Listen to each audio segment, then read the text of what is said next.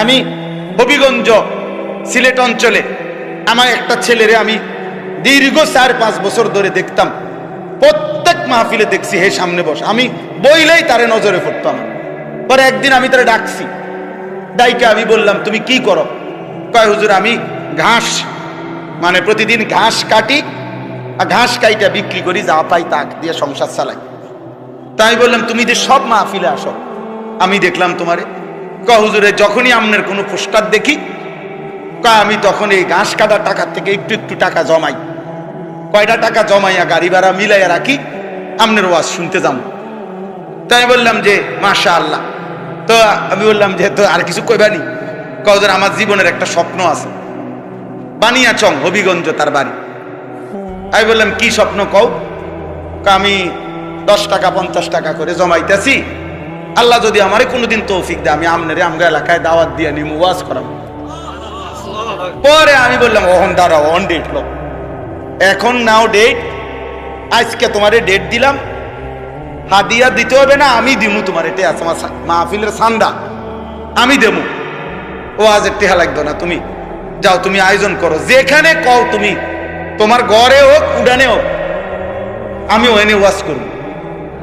আমি বলছি আমি যাবো, ডেট দিলাম, যাও।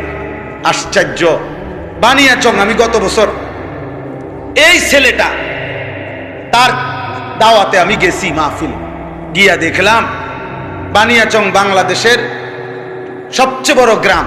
তা জানেন বাংলাদেশের সবচেয়ে বড় গ্রামের নাম হইল এই বানিয়াচং হবিগঞ্জ। এক গ্রাম এক উপজেলা।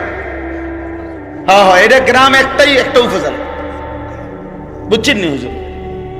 গিয়ে দেখছি ওই গ্রামের মানে ওই উপজেলার সবচেয়ে বড় কলেজ হাই স্কুল মাঠ, যেটা বিশাল মাঠ, এই মাঠে এই ছেলে মাহফিল মানে আয়োজন করছে। আমি গিয়া দেখি একেবারে যদি কম হয় মানুষ 15-20 হাজার, স্টেজে যদি একেবারে না হয় হুজুর 300-400 হুজুর হইব। হুজুর খেলাফত মজলিসের যিনি কেন্দ্রীয় আমির, এই যে দেওয়াল ঘড়ি মার্কার যে খেলাফত মজলিস, উনি বসা পাশে, ওনার বাড়িতে বানিয়ে আছে বড় বড় হুজুর সব।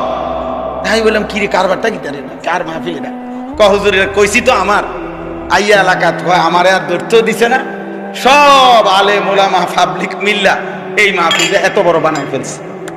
তাইলে দোস্ত একজন শ্রোতাকেও মানুষ দেখতে দেখতে চিনে। কথা বুঝছেন কি না বল? এজন্য মাদ্রাসার সাথে আপনাদের কাছে অনুরোধ, এই 66 বছরের ইতিহাসে এই মাদ্রাসা অনেক স্বর্ণ ফসল, অনেক সোনার সন্তান